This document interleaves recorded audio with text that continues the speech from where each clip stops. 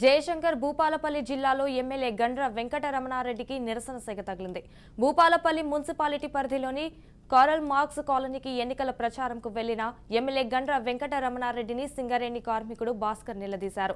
ఛత్తీస్గఢ్ రాష్ట్రంలో తెలంగాణలో సింగరేణి కార్మికులకు ఇన్కమ్ ట్యాక్స్ ఎందుకు రద్దు చేయడం లేదంటూ నిలదీశారు. ఇన్కమ్ ట్యాక్స్ విషయం కేంద్రం పరిధిలోనిది ఎమ్మెల్యే గండ్ర సమాధానమిచ్చారు.